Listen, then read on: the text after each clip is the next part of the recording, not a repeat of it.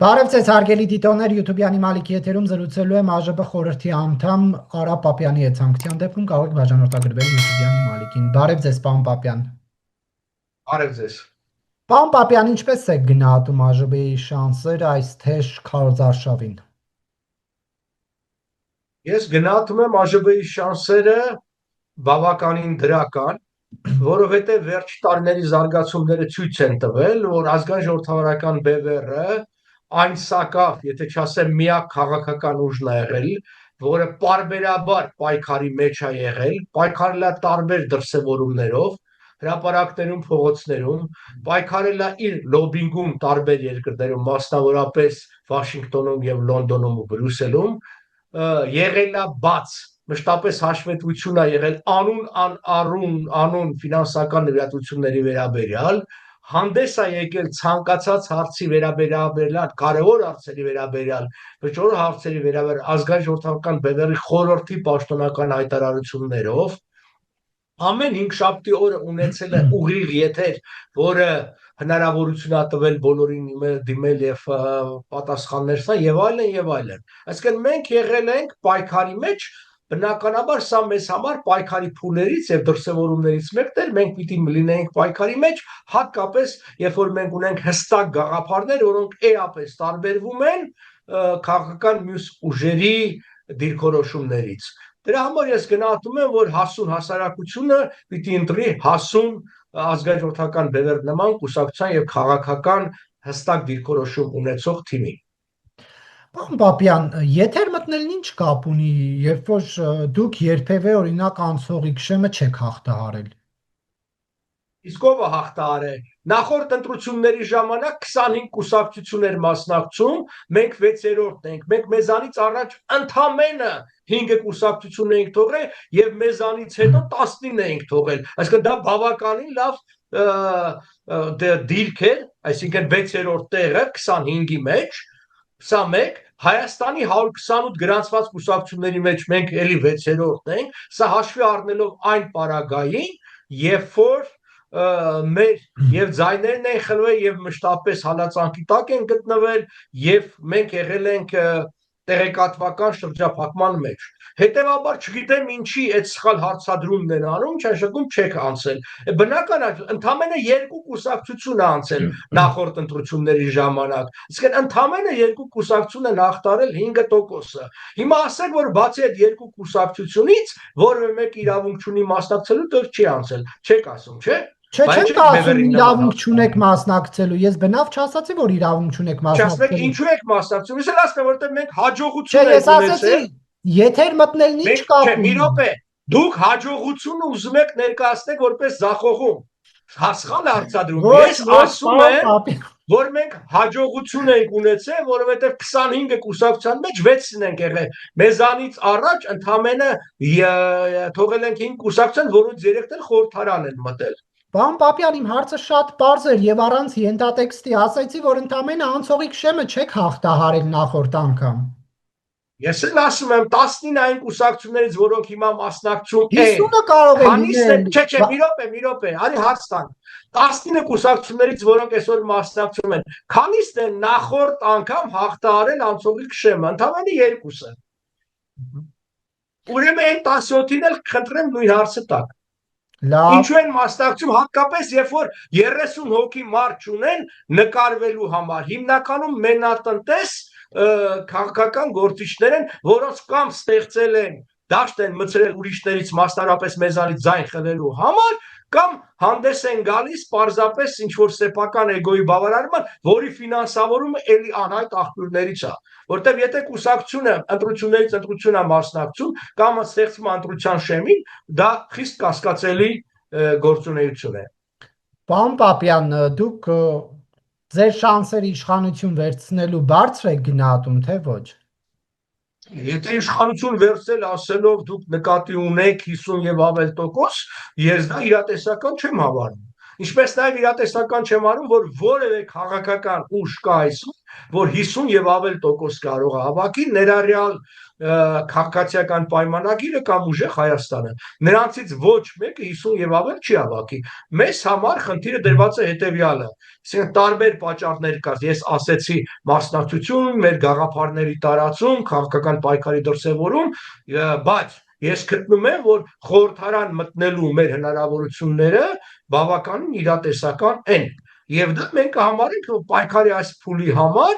ոնց որ ասած հաջողություն, հաղթանակ, որովհետև այս խորհրդարանը սա էլ թող արձանագրվի, միևնույնն է երկար կյանք չունենալու, որովհետև այն պահին, երբ որ Ռուսաստանի դիրքերը վերջնականապես կթուլանան հարավային Կովկասում եւ Իրանում կլինի իշխանափոխություն, հաջորդ իշխանությունը աշխարհաքաղաքական պահանջների առումով պիտի լինի ազգային իշխանություն Հայաստանում, այդ դեպքում մեր շանսերը իսկապես կավելանան, էապես կավելանան, որովհետև մենք այն հետևողական ազգային ուժն ենք, որը տարիներ ի վեր պայքարել է եւ դրա համար հալածվել է եւ նաեւ արդյունք հատվել իր պայքարի ընթացքում։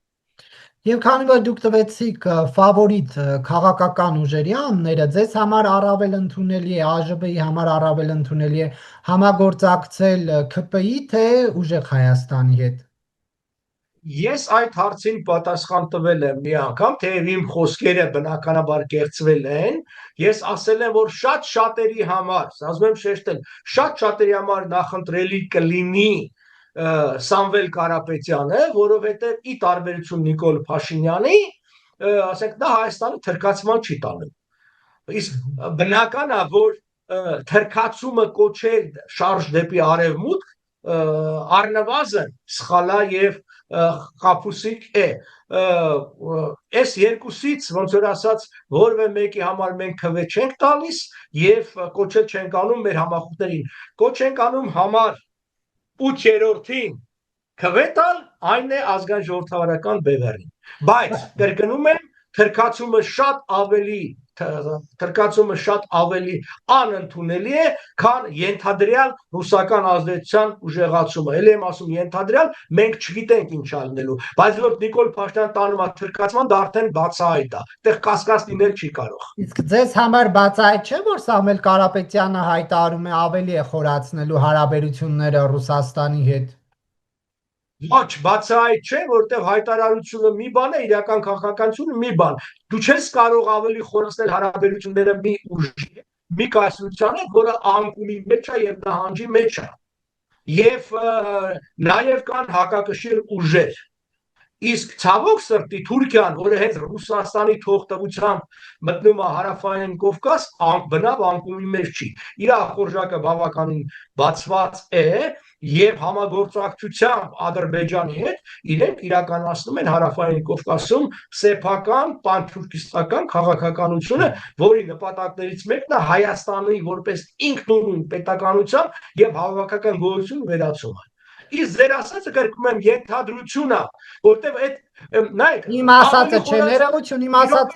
ասածը չէ։ Ինչ է նշանակում ավելի կխորացնի։ Այդ որ մասով խոր չենք։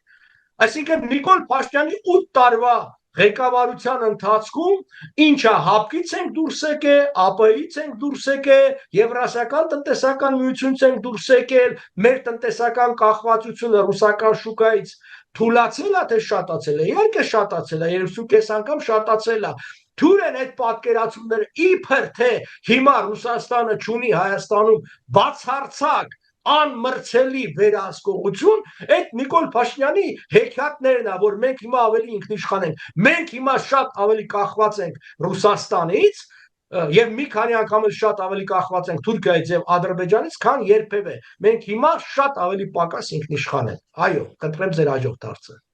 Նախ արձանագրեմ, որ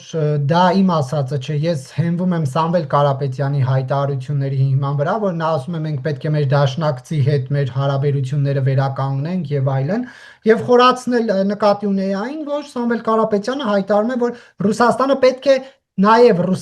պետք է երաշխավոր լինի հայ-ադրբեջանական խաղաղության գործընթացում։ Պարոն Պապյան, հիմա մի հակադարձող հարց։ Իսկ Նիկոլ Փաշինյանը ում է երաշխավոր բերում հայ-ադրբեջանական այսպես կոչված խաղաղությանը, որ ասում հաստատվել է։ Իմ կարծիքով միայն Ալիևի բարի կամքը։ Ուրիշ բան չկա, անգամ Ռուսաստանը չկա երաշխավոր։ Իսկ երբ որ դու Ալիևի բարի կամքին ես ապավինում, դա շատ ավելի վատ է, քան այլ որևէ տարբերակ։ Ռուսաստանը չի կարող լինել երաշխավոր, որովհետև Ռուսաստանի շահերը հակոտնյա են Հայաստանի Հանրապետության շահերի հետ։ Ռուսաստանի համար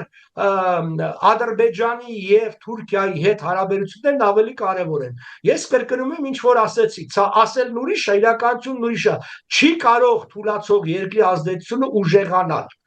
Այս բայց այնուհանդերձ Կարապետյանը ինչ ուզի անել, ուզենալն ուրիշ է, կարենալն ուրիշ է։ Այո։ Այնուհանդերձ դուք աջակցում եք, ավելի ճիշտ ոչ թե աջակցում եք, ձեզ համար ընդունելի է այն ուժը, որը փորձում է Ռուսաստանին բերել այստեղ երաշխավոր։ Ոչ, ես կրկնում եմ, բերել փորձելը ուրիշ է, կրկնում եմ, հեռացող, թուլացող Ռուսաստանը թուլանալու է։ Հիմա 2026 թիվն ենք, անկախ նրանից ով կլինի Հայաստանում իշխանություն, 28 թվին Ռուսաստանի իշխանություն ազդեցությունը թույլ է լինելու, անկախ ով ինչ է ուզում։ Բայց եթե Նիկոլ Փաշինյանը լինի, Հայաստանը վերածվելու է ադրբեջանական պրոտեկտորատի 100,000-ավոր, ի սկզբի համար մի քանի տասնյակ հազարավոր ադրբեջանցիների ճակերտավոր վերադարձի, ռազմատուգանքների եւ թուրքերին հարմարվելու քաղաքականությամբ։ Սա է, որովհետև կրկնում եմ, մի կողմից մենք ունենք հաստատապես թուրքացման գործընթաց, մյուս կողմից մենք ունենք ենթադրաբար տարբեր մարդիկ եւ հայտարարությունների վրա խարսխված ռուսական ազդեցության մեծացում։ Այո։ Բայց մարդը կանգնում եւ հայտարարում է, դուք ինչի չեք ուզում, ինչ եք համոզում, որ Սամվել Կարապետյանը չի ուզում այն, ինչի մասին հայտարարել է։ Ես ուզում չուզելու մասին բան չասացի, ընդհակառակը ես ասի, անկախ ինքը ինչ ուզում է, դա չի լինելու, ես փաստ եմ արձանագրում։ Կրկնում եմ նորից, Սամվել Կարապետյանը շատ բան կարա ուզի, Պուտինը շատ բան կարա ուզի, թուլացող, կրկնում եմ, թուլացող կայսրության ազդեցությունը չի կարող ուժեղանալ, վերջ։ 2 տարի հետո ինքը կարող ասի տարբեր, ես էլ կարող եմ շատ բաներ հայտեսել, ուզում եմ, որ Հայաստանի ազդեցությունը Լատին ամերիկական Ամերիկայում շատ ուժեղանա եւ հայտարարում եմ դրա մասին, բայց իմ հայտարարությունները Հայաստանի կարողությունները երկու տարբեր բաներ են։ Այո։ 2 տարի անց ինչ է լինելու, պարոն Պապյան, որ ասում եք 28 թվին Ռուսաստանը էլ ավելի է թուլանալու։ Ռուսաստանը ակնհայտորեն տնտեսական խորագույն ճգնաժամի մեջ է, քաղաքական մեկուսացման մեջ է, դեմոգրաֆիկ լրջագույն խնդիրների առջև է կանգնած եւ ռուսական կայսրության փլուզման հերթական փուլը լինելու է։ Այսօր արդեն մենք տեսնում ենք, որ Ռուսաստանը ամեն առումով թուլանում է։ Ռուսաստանին այսօր փրկում է եւ պահում է Ամերիկան, որովհետեւ Ռուսաստանի անվերահսկելի տրոհումն ու կործանումը վերելու է Չինաստանի ուժեղացման, որը բնավ ցանկալի չէ Միացյալ Նահանգների համար։ Միացյալ Նահանգները նախընտրում են կառավարելի քաոսի տեսությունը, այն է աստիճանաբար թուլացնելով գնան։ Եթե Ուկրաինայի այն հայտարարությունները, որ ֆլամինգո եւ այլ այդ հրթիռները իսկապես ոնց որ ասած այն տվյալներ ինչ որ հայտարարվել է կան, ապա նշանակա Ռուսաստանի ճակատագիրը շատ դառնաղետ է լինելու, շատ։ Պարոն Պապյան, Նիկոլ Փաշինյանը Հայաստանը թրքացման է տանում ձեր սիրելի Ֆրանսիայի հետ ռազմավարական համագործակցության հուշագիր ստորագրելով։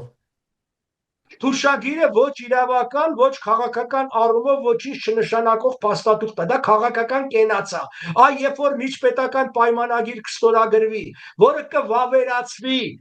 Ֆրանսիայի խորհրդարանի կողմից եւ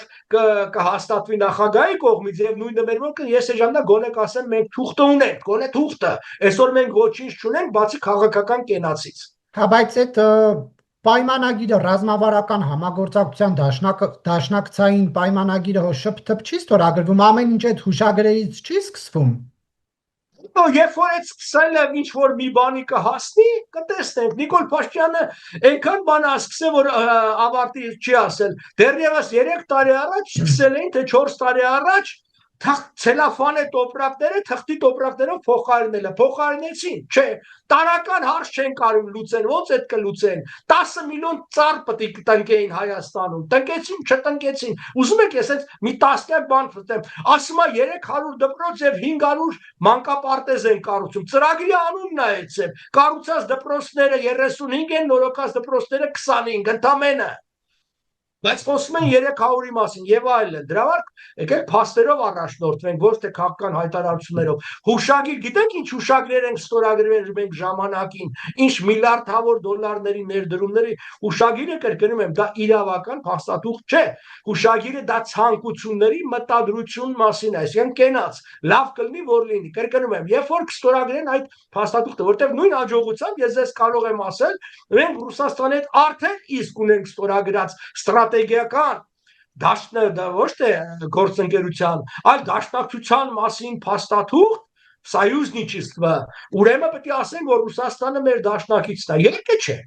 Հետևաբար թուղթը դեռ ոչինչ չի նշանակում։ Երբ որ Ֆրանսիայի հետ կստորագրենք, երբ որ կվավերացնի, ու մենք գետնի վրա կտեսնենք, որ դա արդյունք տալիս է, կասեմ Նիկոլ Փաշինյանի վարած քաղաքականությունը արդյունք տվեց։ Առայժմ աչքը տեսածից է վախենում։ Ես վախենում եմ նրանից, որ ինքը միշտ մի բան է ասում, վերջը մենք լրիվ դրա հակառակ արդյունքն ենք ստանում։ Պարոն Պապյան, հնարավոր է անվտանգություն, խաղաղություն ապահովել բազմավեկտոր կենտրոններին ներգրավելով, հա, հիմա խոսույթ կա Չինաստան, Ամերիկա, Ռուսաստան, Մեծ Բրիտանիա, առաջարկում են Ծառուկյանը, Սամվել Կարապետյանը, սա ինչպես կմեկնաբանեք։ Ոչ, դա հնարավոր չէ։ Մենք նման քաղաքականություն իրականացրել ենք այն ժամանակ, երբ որ հնարավոր էր։ Այսինքն կոմպլիմենտար փող լրացման քաղաքականություն, դա 2000-ականների սկզբին էր, դա հնարավոր էր, որտեղ 2000-ականների սկզբին ձեր նշած կենտրոնների մեջ կար որոշակի համագործակցություն։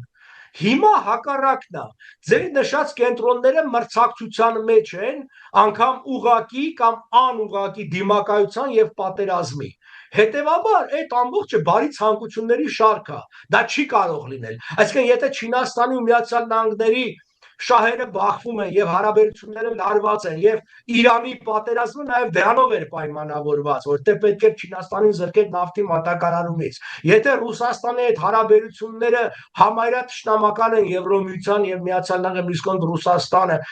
այսինքն Հայաստանը ինչ է իրենից ներկայացնում, որ Հայաստանը կարողանա չգիտեմ, ես բոլոր շահերը համադրի, չի կարող նման բան լինել։ Էլի մենք բարի ցանկությունից տիշնենք ներքև։ Ընդհակառակը, դա փուլում հնարավոր է։ Նաև տեսնել, որ երկիրն ի վիճակի ունի բավարար քաղաքական, տնտեսական, ռազմական կարողություն Հայաստանում իրականացնելու կրկնակի զսպման քաղաքականություն։ Իսկ զսպելու Թուրքիային եւ զսպելու Ռուսաստանին։ Աշխարհում մի երկիր կա, որ այդ հնարավորությունն ունի, դա Միացյալ Նահանգներն է։ Մենք կարողանանք Միացյալ Նահանգներին համոզել, խնդրել, խաբել, սիրաշահել, չգիտեմ,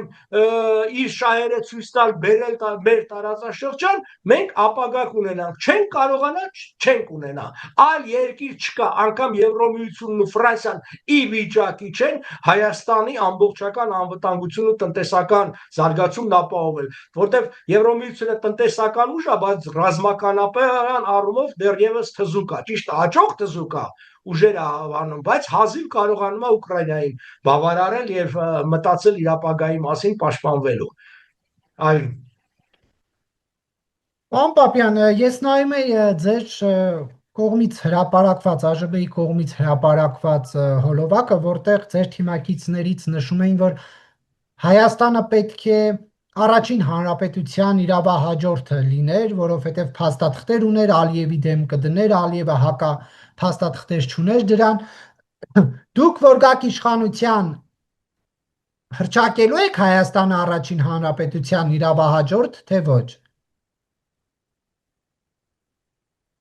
Բնականաբար, որովհետև Հայաստան առաջին հանրապետության իրավահաջորդն է, դա հռչակումով չի,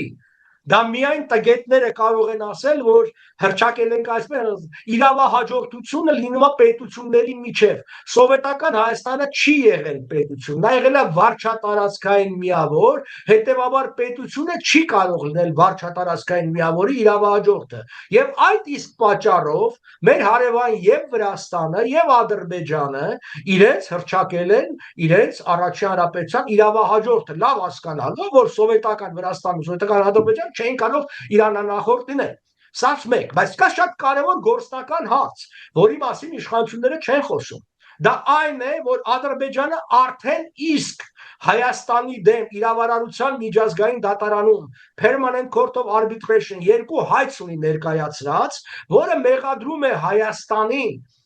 Արցախի տարածքը այն է Ադրբեջանի տարածքը ըստ իրեն օկուպացված լինելու համար եւ պահանջում է փոխհատուցում խոսքի խորքի մեջ ռազմատուգանք միակ տարբերակը դիմակայելու եւ դատարանում չընթարկվելու ինչպես Ալիևն է ասում 150 միլիարդ դոլարի այդ պահանջներին դա այն է որ Հայաստանը իրավահաջորդը լինի եւ դատարանով դա պիտի ամրագրվի առաջին հանրապետության եւ առաջին հանրապետության սահմանները եւս դատարանով պիտի հստակեցվի որ Լեռնային Ղարաբաղը, Դաշտային Ղարաբաղը եւ Նախիջևան Հայաստանի հանրապետության մաս են, որպեսզի Հայաստանը խուսափի ռազմատուգանքներից Հակառակ դեպքում Ալիևը այդ ճանապարհով գնում է։ Այո, բազմաթիվ անգամներ Նիկոլ Փաշինյանը իրեն հայտարարել է իբր սովետական Հայաստանի սահմաններն են հիմա դոշինքը ծրած մի հատ քարտեզով ման է գալիս, բայց դուք երբևէ լսել եք որ Ալիևը ասած լինի որ ինքը ճանաչում է Հայաստանը սովետական Հայաստանի սահմաններով կամ Ադրբեջանը սովետական Ադրբեջանի սահմաններով ոչ չի ասել, այլ ընդհակառակը իրենց սահմանադրության մեջ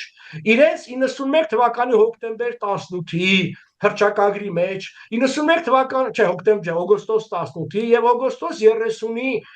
акт о восстановлении государственной независимости, այսինքն վերականգնման մասին պետականության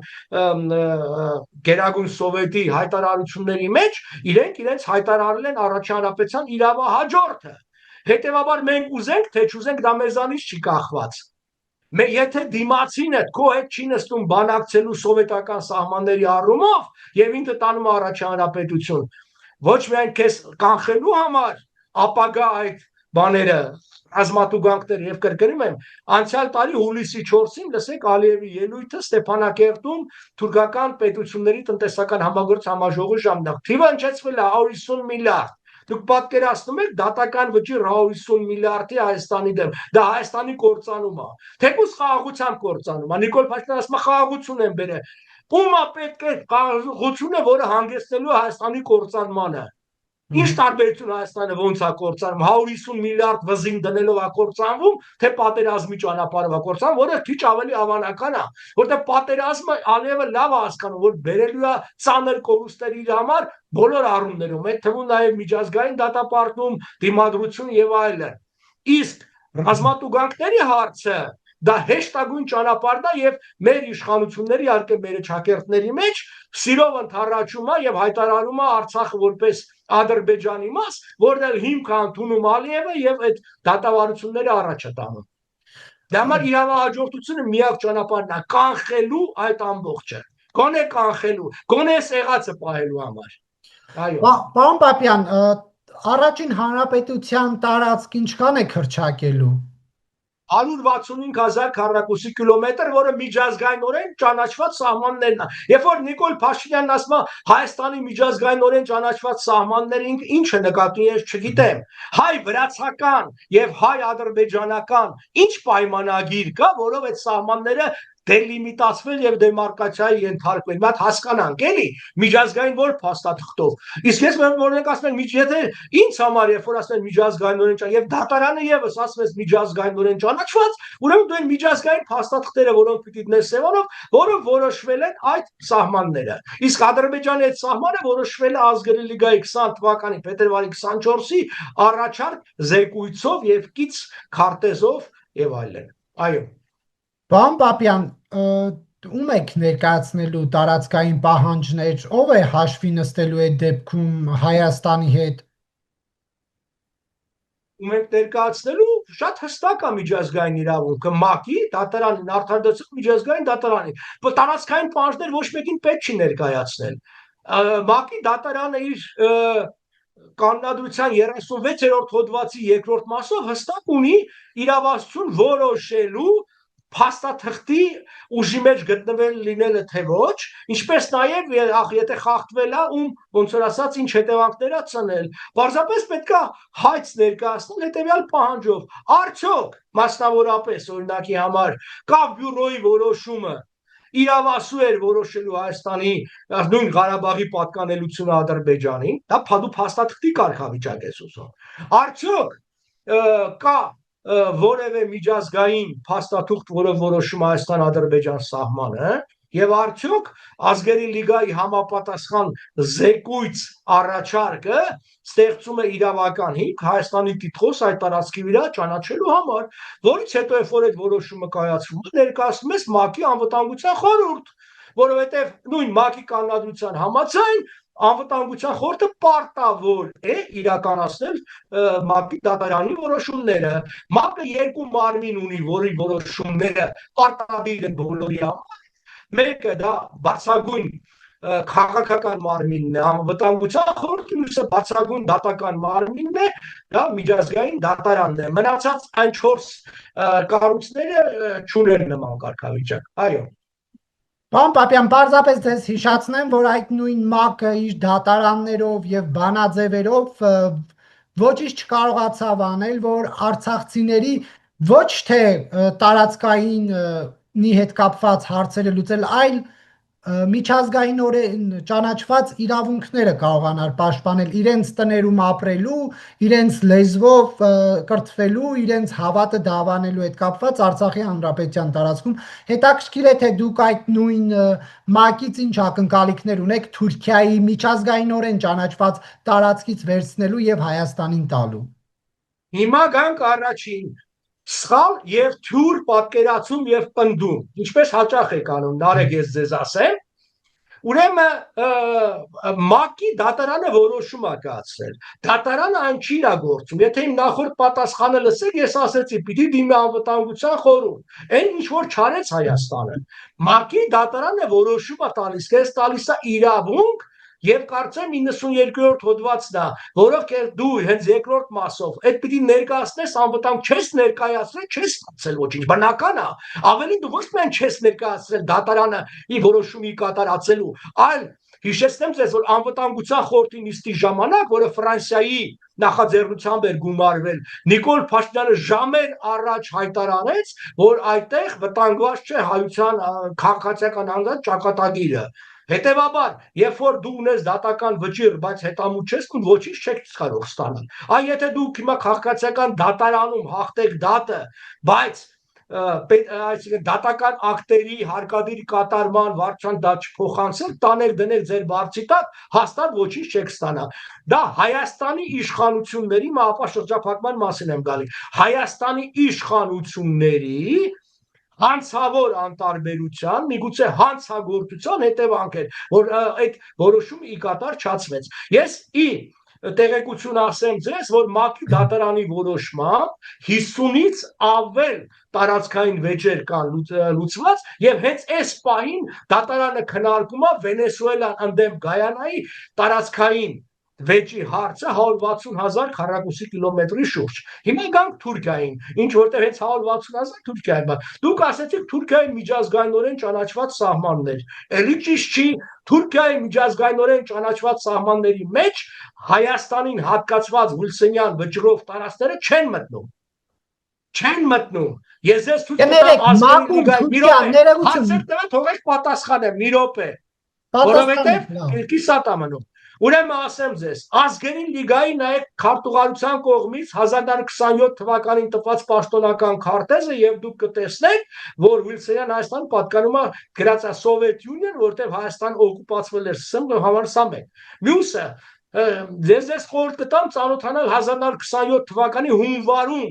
ամսին Սենատում քննարկումների Թուրքիայի եւ Միացյալ Նահանգների միջև դիվանագիտական հարաբերությունների վերահաստատման մասին փոքր Լոզանի պայմանագիրը, որը Միացյալ Նահանգները մերժեցին,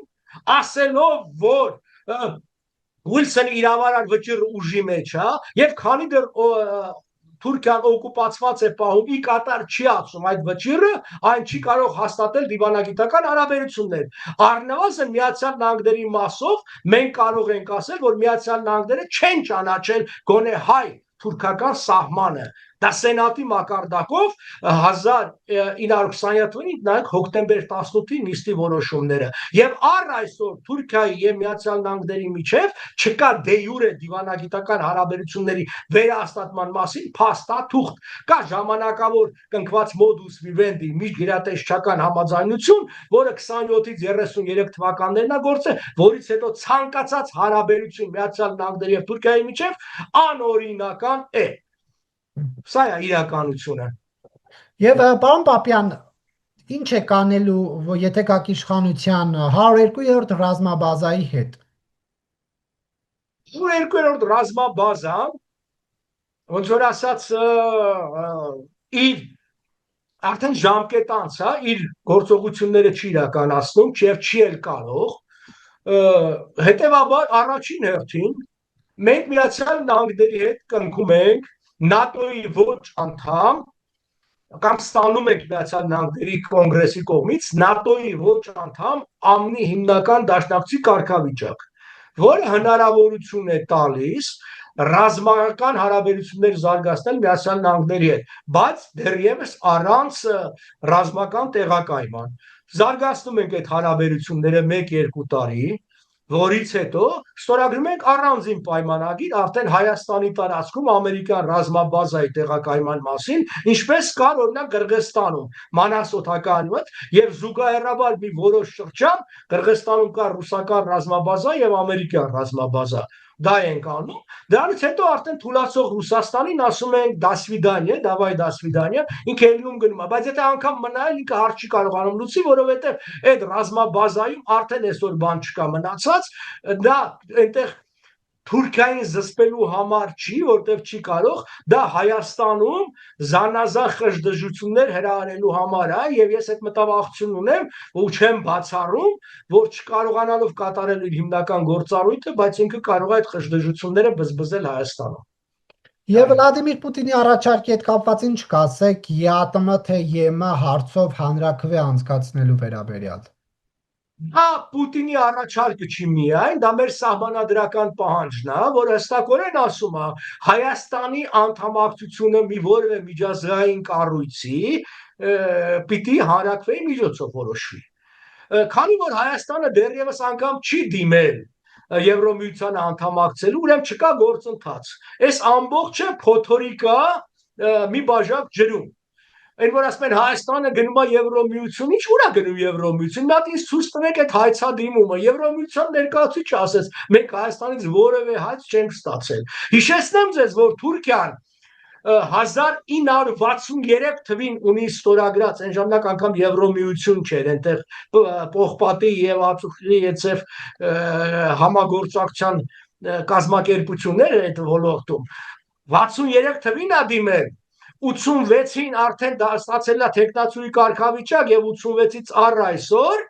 հաշվեք 14 տարին տեղ եւ 26-ը այստեղ 40 տարի ոչ մի շանսել չունի։ Ուրեմն ասեմ ձեզ, որ հստակ կլինի։ Ինչ ենք մենք Ամերիկայի հետ հարաբերություններ զարգացնում։ Հայաստանը առաջին 20-ից 30 տարում Եվրոմիություն անդամ դառնալու որևէ հնարավորություն չունի։ Ուղղակի շանս չունի։ Իսկ Հայաստանը պիտի 20-30 տարի դեռևս գոյատևի տնտեսապես, քաղաքականապես, ռազմականապես։ Դրա համար նորից եմ կրկնում, միակ երկիրը, որը ունի դրա կարողությունը, բայց արդյոք ունի քաղաքական կամ թե չունի, եթե արդեն վիճելի է, քննարկելի է, ջանք պետք է գործադրես, որևէ մեկը այնտեղ չի գալու ձեզ, ոնց որ ասած, պաշտպանի, դա է, այսինքն պետքա երկկողմ հողի վրա, այսինքն Միացյալ Նահանգների հետ փորձել այդ խնդիրները լուծել։ Նույնիսկ Եվրոպայի դեռևս մենք պիտի հասնենք այդ չափորոշիչներով նվալեն։ Այստեղ շատ կարևոր հանգամանք է Եվրոմիությունում, գիտեք, որոշումները կայացվում են կոնսենսուսով։ Իսկ այնտեղ հաստատ մի երկուսը վետո կդնեն ամեն ինչից բացի, Եվ մյուս կողմից էլ մենք դեռ անգամ այդ Կոպենհագենյան պահանջները չենք կարող, ընդհակառակը մենք գնալով ավելի ենք հեռանում բանը։ Այսօր օրինակ մի բլոգերի են բերման ենթարկի այն պատճառաբանությամբ, որ նա ատելության խոսք է տարածում, որտեղ բացահայտել է ինչ որ մեկի կողմից Հայաստանին ուղարկած օգնության թափելը, չգիտեմ, հետքերը կորցնելը եւ այլն։ Բան նման բանով Բերով ոնց եք մտնում Եվրոմիություն։ Շատերին թվում է, որ այս Եվրոմիությունը դիմեցիր կմտան, բայց սովորն է, մենք անգամ չենք դիմել։ Պուտինը այս ամբողջ օգտագործում, հա, իրենց լեզվով ասած, նակալայից ստրասի, որպիսի, երբ որ մտքին ելնի Հայաստանի գլխին տալու, մասնավորապես գազը կտրելու, գազը թանկացնելու, բարոյապես լավ է երևա, ասենք, իր ժողովրդի աչքին գոնի, ասի այ մենք չենք մեղավորը, ինքը ասեց, չէ, Ուկրաինան էլ էր ուզում սենց գնալ, շարակցի Հայաստանի վրա, թե չէ Հայաստանը ոչ մի տեղ էլ չի գնում, Հայաստանը գնում է Թուրքիայի տակ միայն, ինչ Եվրոմիության մասին է խոսքը։ Շնորհակալություն, պարոն Պապյան, հարցազրույցի համար։ Խնդրեմ։